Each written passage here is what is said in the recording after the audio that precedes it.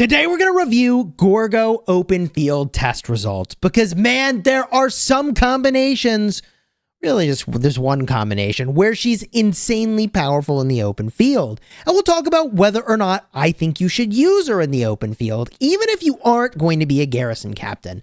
So stick around in this video for some really crazy test results with full gear, baby.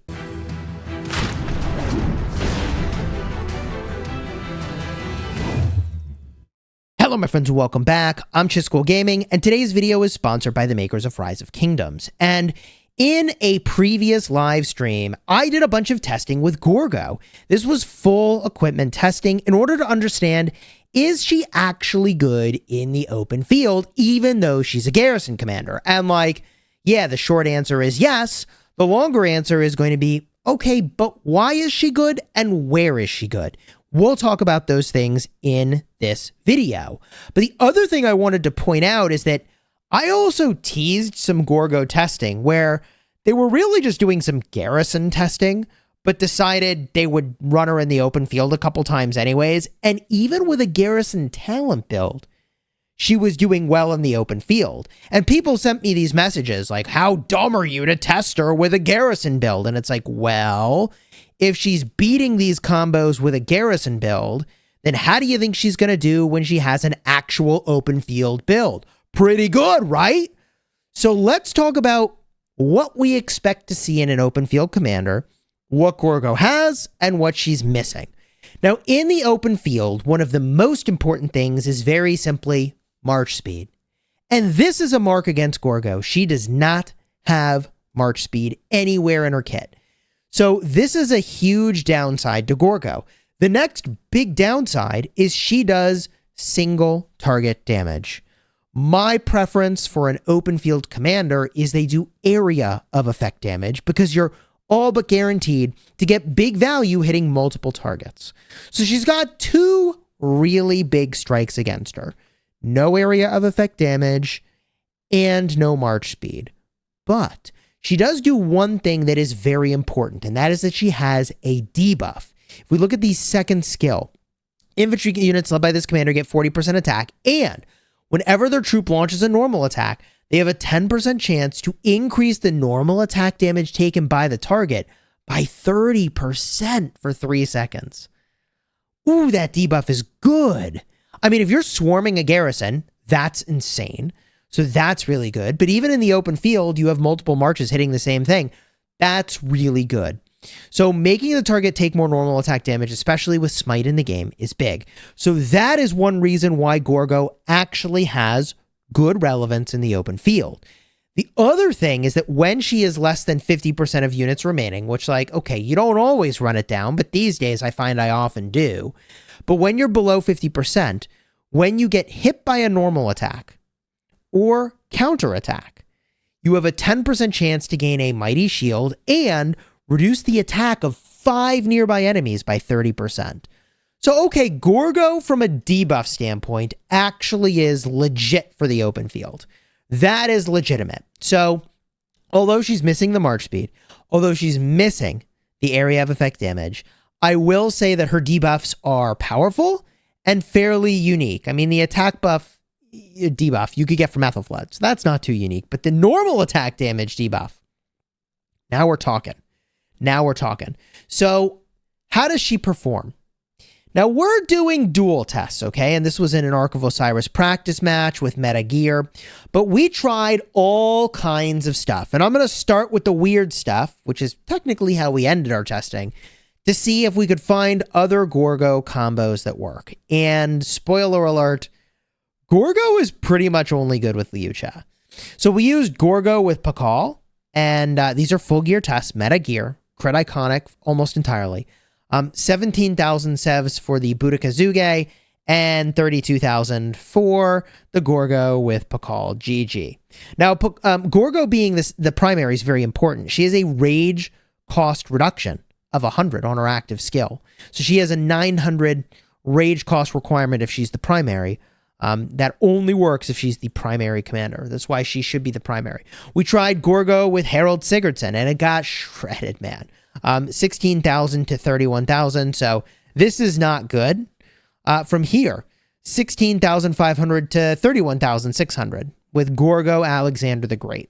I mean, we really were trying to find some alternate combo than Gorgo Liucha.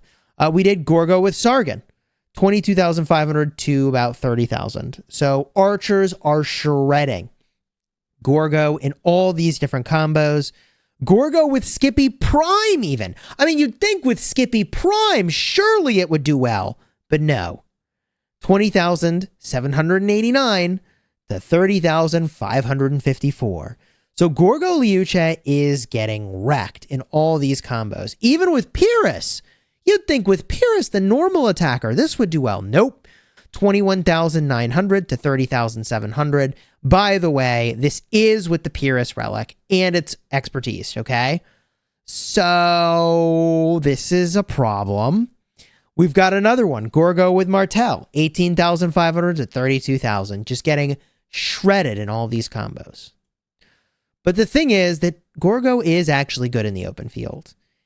We tried Gorgo with Caesar, 20,000 or really 21,000 to almost 36,000. Got destroyed in this configuration. And by the way, people look at this and they go, wait a minute, but you have different troop amounts. So this is because Caesar's 4th skill gives you more troops. Okay, so we're taking advantage of the 4th skill, giving 15% more troop capacity, and we are appropriately accounting for it, okay, with the total troop count. So this is correct in the way that we ran that test. So we also even ran Gorgo with Leonidas, 21,500 to 30,800. I mean, like, bro, people really wanted to see this combo because, like, you know, power couple, I get it. But it did terrible, and there's no synergy between them, which is a little unfortunate. Like, I would have loved to have seen synergy between Gorgo and Leo. I feel like this would have been a great opportunity for a grand revival of Leonidas. That did not happen. I feel like from a lore standpoint, that actually would have been really cool, and I'll just say that did not happen. But what did happen? Well, Gorgo with Liu Che freaking shreds, bro. It shredded everything. Sargon Skippy. 38,600 to 23,600. Wow. Now Gorgo is winning. Pair with Liu Che, and you get those dubs, baby.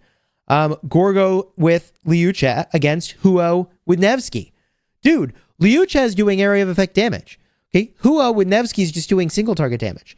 27,900 to 29,500. So Gorgo Liu Che lost, but like, there's no shame in losing to Huo with Nevsky. That combo is mental for duels. All right. Up next, we tried Huo Nevsky again, and it was 30,600 to 30,400. So a 200 sev wound differential.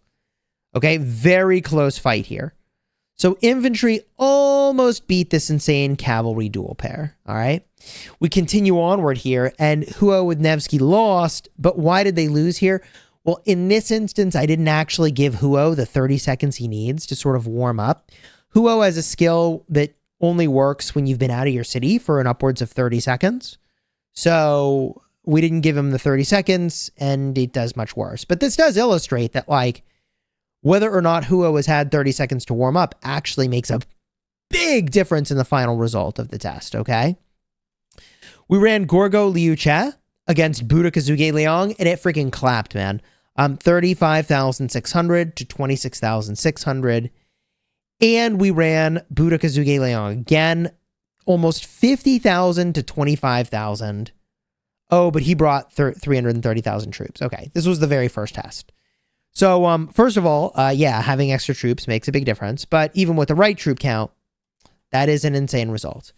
So, what do we take away from this video? What am I trying to tell you? If you wanted to invest in Gorgo for the open field, I actually think she is good. But she is super narrow in her applicability. I mean, you pretty much are going all in on the Smite synergy. So if you're going to go for Gorgo for the field, you would absolutely need to be at least a 2-march infantry player, maybe a 3-march infantry player, and you pair Gorgo with Liu Che and you call it a day. That is the way you would need to run that. You pair Gorgo with Liu Che and that's your game plan. Any other way, I don't know that that makes sense, to be perfectly honest. I felt like the results were fine, but she's missing the March speed. Her debuffs were good. They are actually good. But the other thing that I would say is, if you're going to consider running Gorgo in the field, then ideally you also have a really good set of arch armaments. And like, I do not.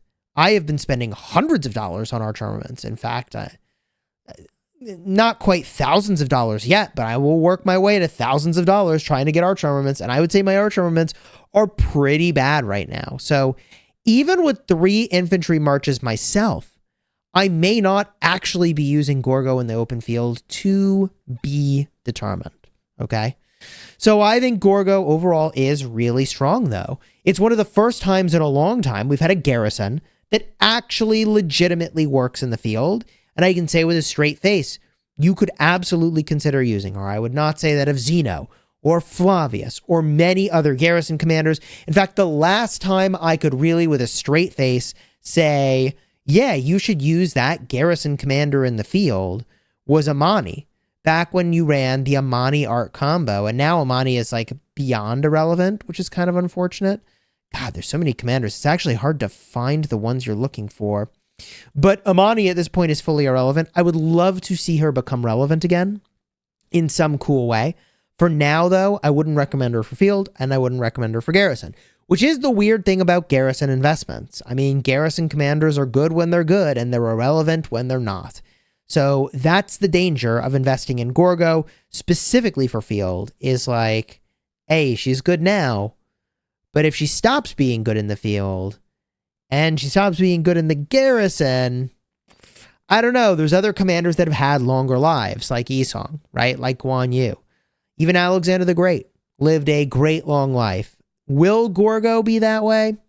It all depends on what the Smite synergy ultimately becomes. So if you haven't already subscribed to the channel, consider subscribing now so you don't miss out on that coverage as soon as it lands. I update my meta tier list very regularly. In fact, I'll have a card in the end screen if you want to see my best hero investments, and if you want to see my best recommendations for what to use in the open field.